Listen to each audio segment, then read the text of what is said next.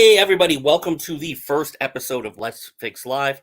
Today I have Katherine Caldwell, who is absolutely amazing at doing video, at helping people use video for sales. I don't want to promote her too much, like that's what she does better than I do for her anyway. So let's pop her on. Katherine, awesome to see you. Hello, excited to Hey. be here. Thanks for bringing me Yes. on. So, like I said, this is the very first episode. You're the inaugural, and that word guest. I don't expect that word to come out of my mouth very easily for the next couple of hours. So, why don't we just start with the obvious stuff? Like, what got you into sales? Like, what brought you to this crazy, messed up world that we're living in? Yeah, messed up's a good way to put it. Yeah, that is a really big question, so I'll try to keep it interesting. But basically, when you're like 7 or 8 years old and people start asking you like, what do you want to be when you're older? I always said I want to be a mom and a CEO. So, I had pretty big dreams of what I wanted to do when I was in those single digit ages, but kind of growing up, I didn't actually know exactly what that would translate into. But I always kind of had that vision of myself being some kind of business owner at some point. So when I went to college, I went to Gonzaga University in Spokane. I studied business entrepreneurship and I minored in writing, which has helped a lot with copywriting recently. And I still really was not sure exactly what I was going to go into. When I graduated college in May of 2020, so kind of in the midst of the pandemic, we went into lockdown, and I was Congratulations. I was like, oh, good luck to me finding a job, because everyone was getting laid off at that point. We didn't know what was going to happen. So I met with a So I recruiter. graduated college just to date myself. I mean, I graduated in December of 2008, 2 months Oh, after Lehman Brothers collapsed. So I know exactly where you're coming from. okay. Yeah. Well, there you go. There you have it. Yeah, you're pretty old, Red. I'm just kidding. And I'm aging like milk. I know that too. Yeah. So it's perfectly fine. Yep. Just slowly rotting, aren't we all? Yes, exactly. And before you know it, the red in my beard is going to go away and I'm going to look like an old Civil War ghost. So it's not going to be the best. That is my favorite response. That like But I can actually see it, and that's why I like, not in a mean way, but I can act like you kind of do look like you're in like a Civil War book or something. If you were to go gray, I could see it. yes. Like you're riding a Well, horse. and worse, gingers don't go gray, they go white. Oh, interesting. Because we don't have any kind of color to us. So, Anyway, so yes. graduated college. I'm like, what am I going to do? I ended up meeting with a recruiter. Her name's Destiny. Probably everyone that comes here would be familiar with her. And I talked to her on Zoom for like 5 minutes, and she goes, "You're." Oop, Oh, you took me off. that was me. No worries. I talked to Destiny for like 5 minutes on Zoom, and she goes, "You're a salesperson." And I honestly didn't really know what that meant. Like, I felt a negative connotation around that. I had worked in retail for 4 years. I was at Victoria's My Secret for 4 years. sympathies. Thank you. I appreciate that. So yeah, I kind of was like, okay, like I've done sales before.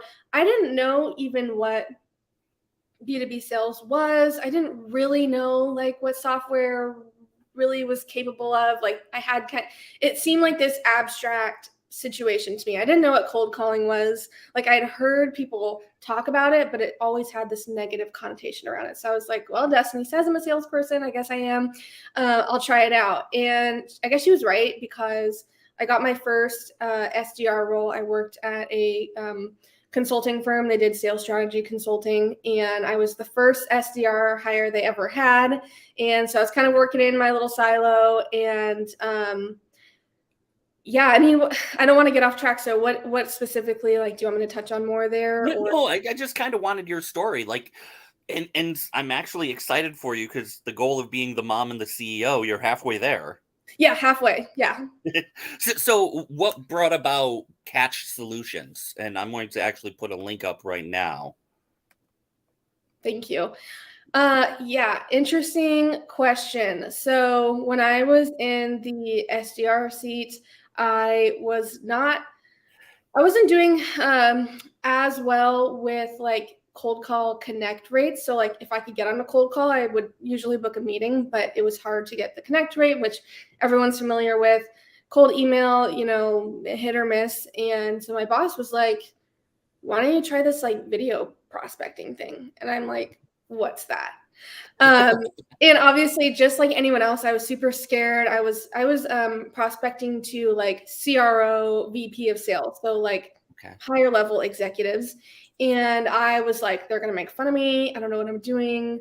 Blah blah blah. So I ended up meeting with my boss a couple times. We kind of worked on a framework, and I started video prospecting on LinkedIn, so directly from my phone into these people's DMs.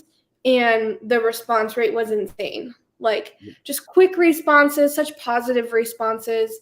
And that was how I started booking my most qualified meetings of all times.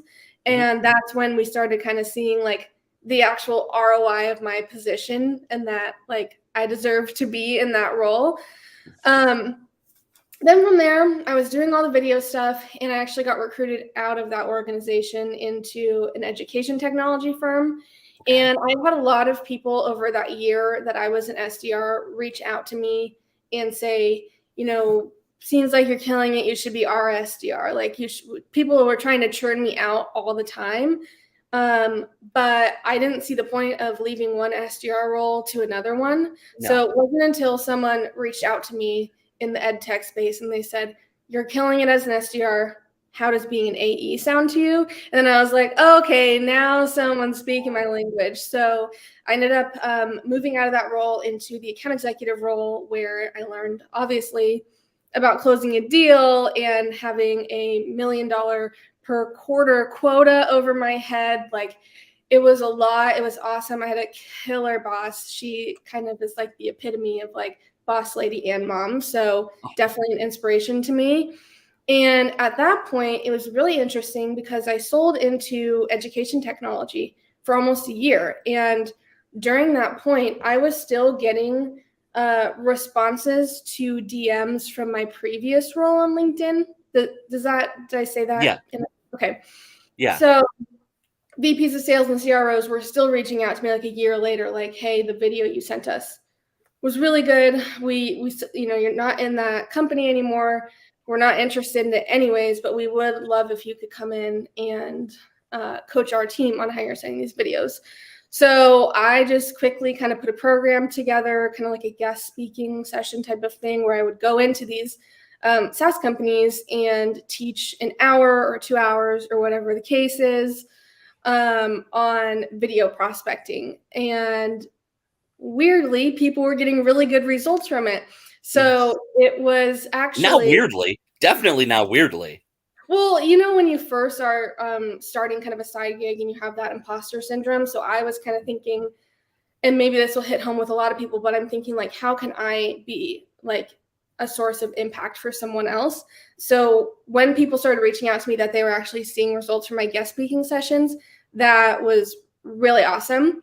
And then the reason I started my business really was because the sales leaders whose teams I'd been coaching were so encouraging and basically didn't give me the choice. Like they're kind of like, we're watching you, like create an LLC. Like we want to see you marketing this.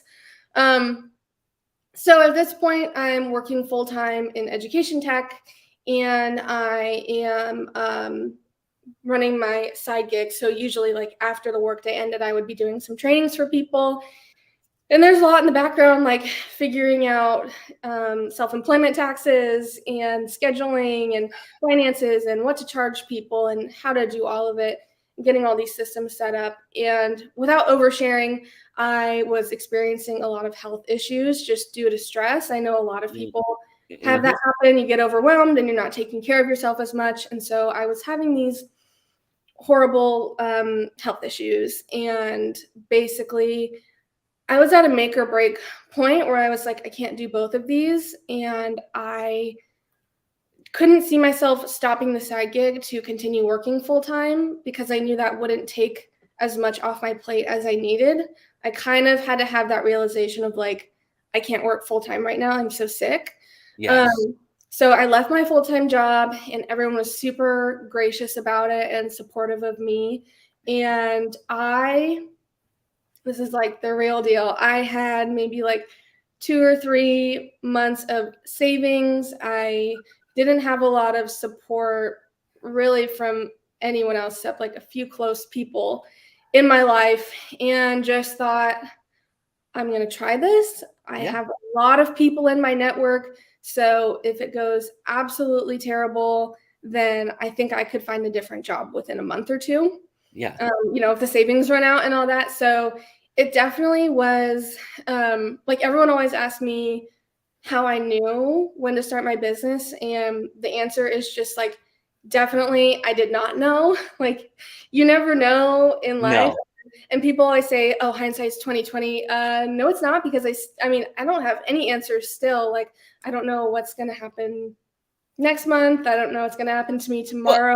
I could sign a deal. I could lose a client. You just never know. And so but people, that's the way it is in all sales now. It's yeah, all about, like, no matter where you are, it's where is the next deal coming from, and yeah, that's just the world that you came from and you live in now. You just feel it slightly more acutely. yeah, for sure. But it just makes me laugh when people are like, "Oh, hindsight 2020." I'm like, well, I don't know. Maybe if I stayed in that ed tech role, I'd be like absolutely crushing it, or It, in it but it I applaud you for what you're doing because now you own it. Like, it's so easy to second guess it and think about the path less taken or not taken, but you found a market fit. The market basically came to you and said you're doing a phenomenal thing. So yeah, I'm super excited about everything you're doing. But yeah. let's kind of jump now because I love Mandy's comment here. Let's get more into the nitty-gritty on video. Okay. Let's start with how you choose a background. Oh, this background? Well, I know it's not. I know it's your actual apartment, I'm guessing. Yeah, no, I think I was reading Mandy wrong. I thought she was talking about like my life background, but maybe she's talking about my physical background. Yeah, Oh, that's a good question.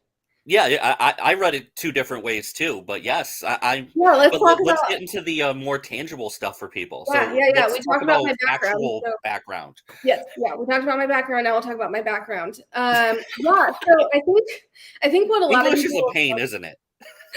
what?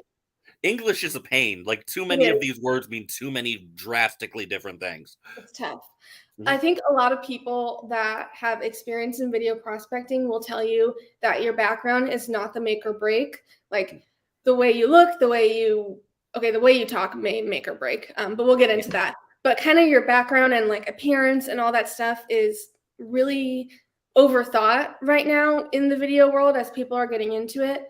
I think, don't have like, I don't even know what could be in the background that would be like a make or break thing. Like a super messy kitchen or something, like yeah. nothing super distracting. And if you do make videos in your bedroom or whatever the case, and maybe you're a hoarder and so it's like really bad in there, then you could use a virtual background. There's just so many options Yes. to be able to use your environment as an excuse to not make video.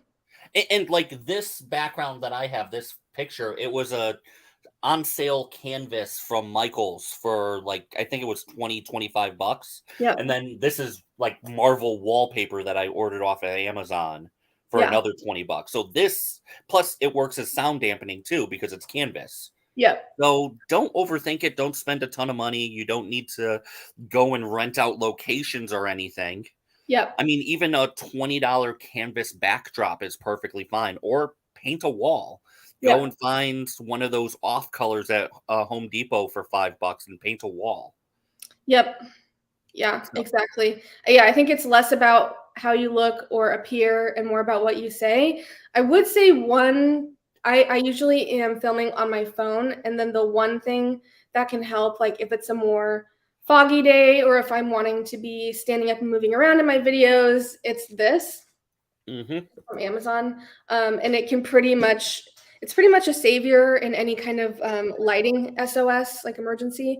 Um, that's pretty much all I have though. Like, I film yeah, everything on my phone. I have this pop socket on my phone, so a lot of times I'll just hmm hang my phone like this. yeah.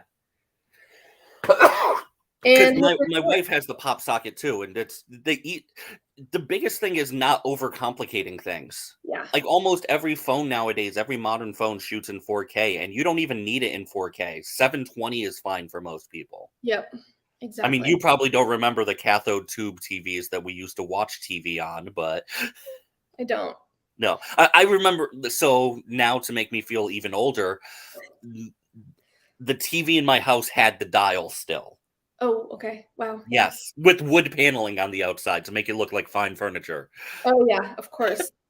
But if people were okay and loved Dick Van Dyke for years on black and white TVs, you don't need to worry about making it where it's overly redone. Just basically click record.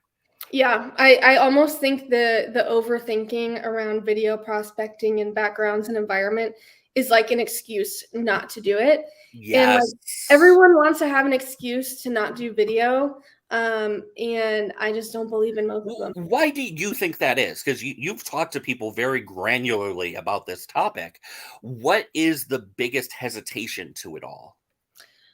A couple, I know you've said this to me before, the face for radio thing. A lot of people get hung up on that of like, I just don't think people are gonna want to watch me talk for a minute.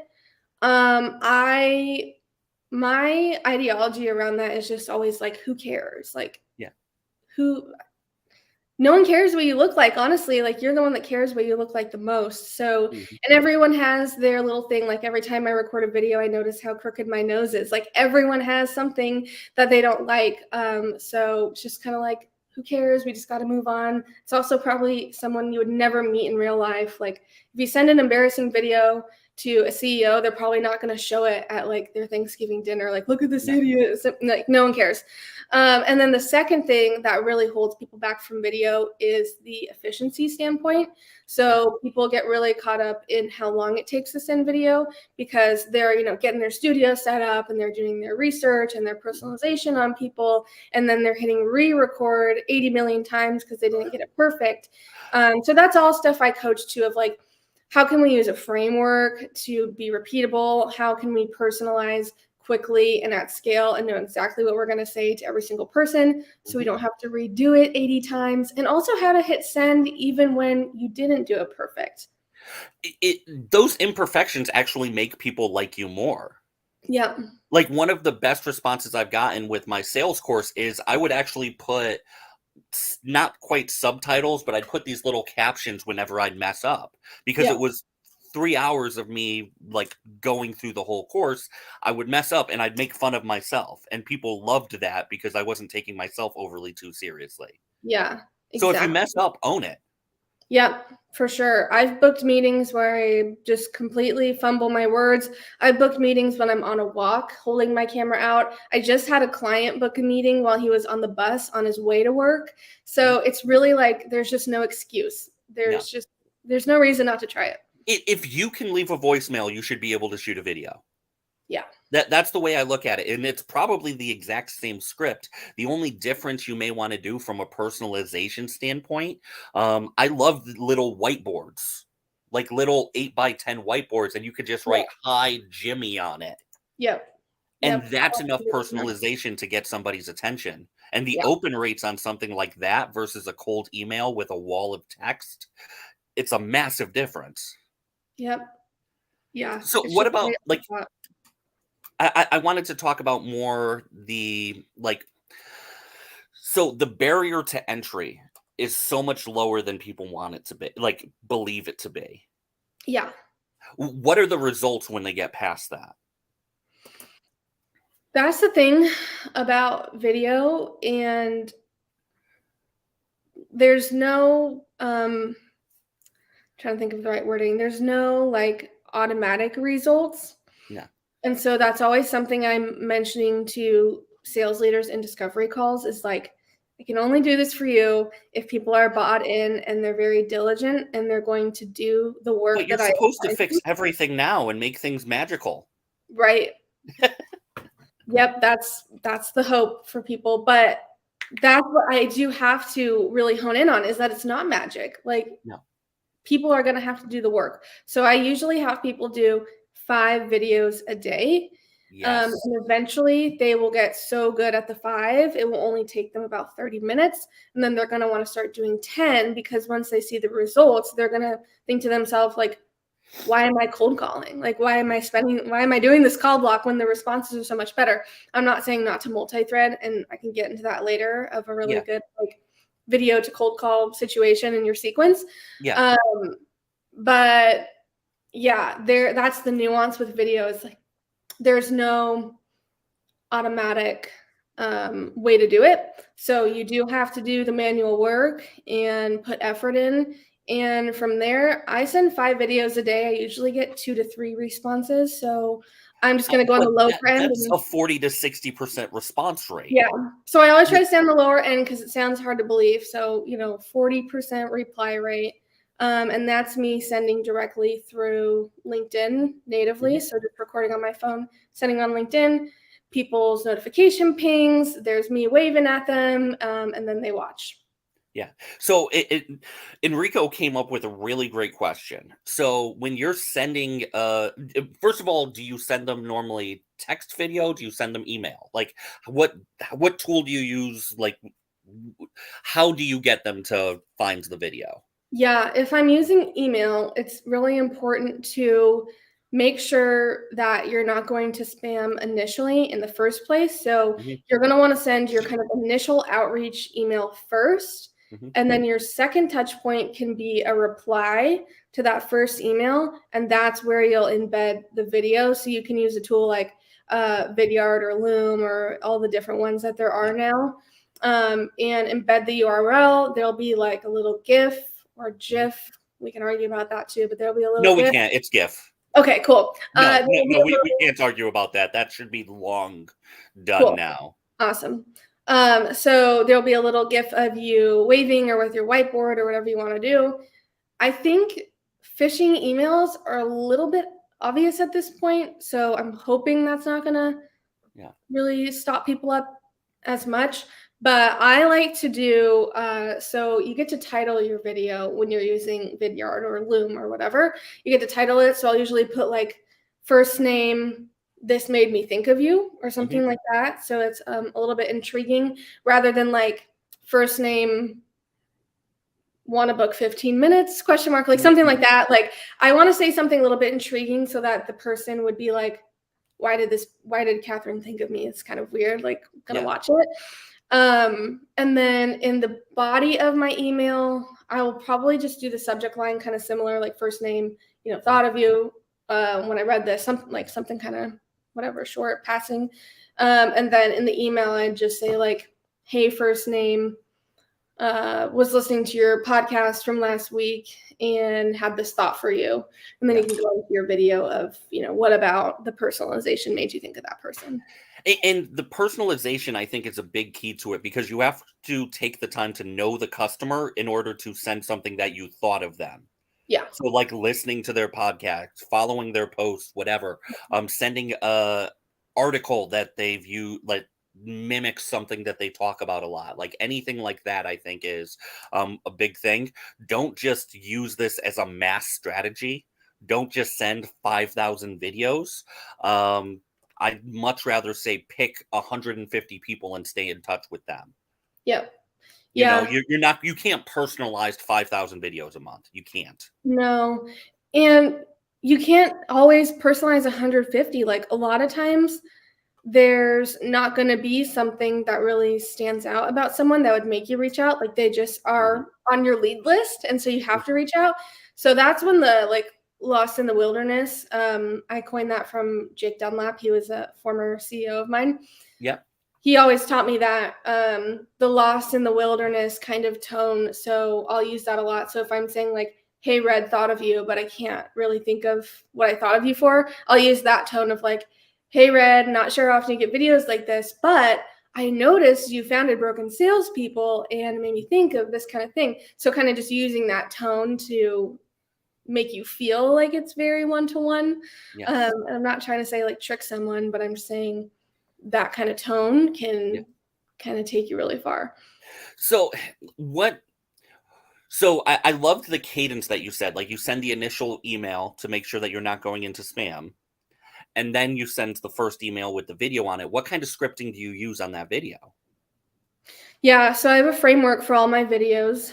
It goes introduction, observation, consequence of the observation, solution, and call to action. So for me, I'm reaching out to sales leaders about video prospecting. So I would say, hey, Red, not sure how often you get videos like this, but I'm reaching out because I noticed you're in the sales leadership space, and let's just say you have an SDR team. So I would say a lot of SDRs are struggling in this market and this point of year to hit their quota and book, the amount of meetings that they need to per month. Yeah. Then I need to go into the consequence, which means you're not hitting your revenue targets. You're looking bad to your boss, all that stuff. Solution would be video prospecting has been working really, really well for a lot of SDRs recently. Some of them are seeing 40% reply rates. Then my call to action is very soft. Just, I'm curious to hear if you've tried it, thought about trying it, are open to trying it. If so, let's have a conversation. Yeah. And I love that I've stopped using call to action on a lot of my posts. I've started using call to conversation. Yeah. And it's not, okay, buy now, sign up here. It's not that. It's very much, let's just talk. No obligations. Let's just have that cup of coffee. I know we're coming up on the hard stop. I really want people to know more about how you help, the services you provide. What kind of people can you help the most? Yeah, good question. So all of my solutions are on my website, catchsolutions.com. I would say I'm the expert in helping SDRs and AEs who are doing cold outreach. So they just need help getting that initial attention from people. I love doing group trainings. So I'll do trainings for people of up to 10 in a team, and we'll meet once a week for an hour for 4 weeks to get really up and started on video prospecting. So plenty of options. You can book a one-on-one with me. If you have more of an enterprise team, you can bring me in for a guest speaking session. But yeah, I would say SDRs, AEs in the B2B space, doesn't have to be software. We've done a lot of software. So definitely interested in, I've done services, I've done all kinds of stuff. So if you want to see my logos too, I'm happy to share that. But that's kind of the space that I'm in right now. Absolutely. Go check out her website, connect with her on LinkedIn. I will put her LinkedIn. It should be a pretty obvious, I think it's a pretty easy link to remember, I guess. Yeah. Compared to most of them, it's a lot easier. So yeah. This has been absolutely awesome. I love all the advice, love the way you're using video, love your journey on all of this. Thank you. I love to do this again at some point. There's just a lot of love going on, I guess. So much love. I'm feeling it. So, but thank you so much.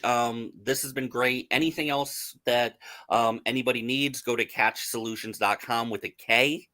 Learn everything about her there.